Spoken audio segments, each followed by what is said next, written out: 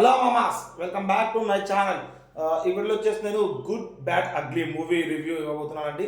ఇక వీడియోలోకి వెళ్ళే ముందు మన ఛానల్ని కొత్తగా చూసే వాళ్ళు ఉంటే చాలా సబ్స్క్రైబ్ చేసుకోండి అబ్బా. అలాగే మన పాత వీడియోస్ చూసి నచ్చితే లైక్ చేయండి, షేర్ చేయండి, అలాగే కామెంట్ చేయండి. ఇక గుడ్ బ్యాడ్ అగ్లీ అజిత్ గారి మూవీ అండి. ఇక అజిత్ గారి ఫ్యాన్ మూవీ, అజిత్ గారి హీరో, అజిత్ గారి ఫ్యాన్స్ ఎన్నో రోజులకి వెళ్ళి వెయిట్ చేస్తున్న వింటేజ్ ఎలిమెంట్స్ ఈ మూవీలో చాలా ఉన్నాయండి.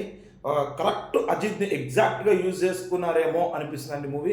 ఇక ఓవరాల్గా మూవీ చూసుకున్న ఫస్ట్ హాఫ్ చాలా బాగుందండి. ఫ్లాష్ బ్యాక్ అన్నీ చాలా బాగున్నాయి. సెకండ్ హాఫ్ కొంచెం అక్కడొక్క డల్ అయినట్టు అనిపించిందండి. ఎందుకో సెకండ్ హాఫ్, ఫస్ట్ హాఫ్ వరకే రైటింగ్స్ ఉన్నాయి, సెకండ్ హాఫ్ ఏదో చేసేద్దాము అన్న ఫీలింగ్లో చేశారేమో నా ఒపీనియన్ అండి.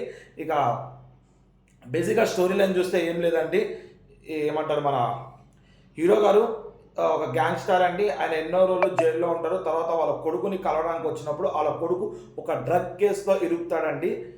అది ఎవరు ఇరికిచ్చారు, ఎందుకు ఇరికిచ్చారు, ఎలా ఇరికింది అనే ఇక మూవీ అండి.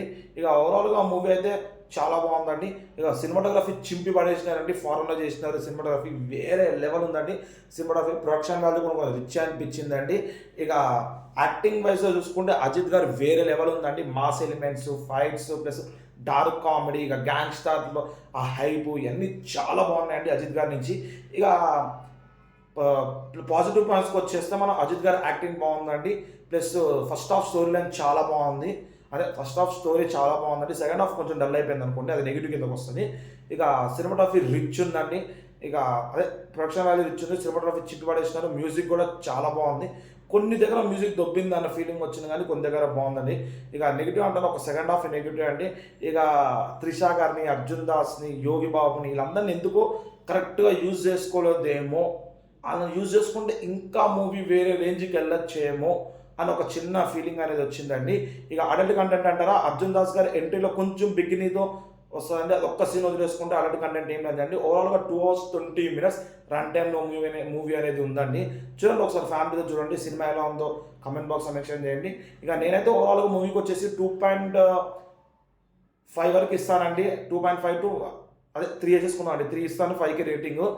ఇక కానీ అజిత్ గారి ఫ్యాన్స్కి వేరే లెవెల్ అండి. మనకి పాత అజిత్ గారు ఈ మూవీలో కనిపిస్తారండి.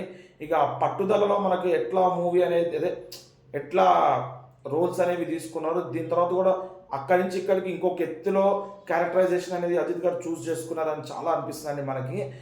చాలా బాగుందండి. అజిత్ గారి యాక్టింగ్ అయితే చాలా బాగుంది మూవీలో. చెప్పడానికి అట్లా ఏం లేదండి.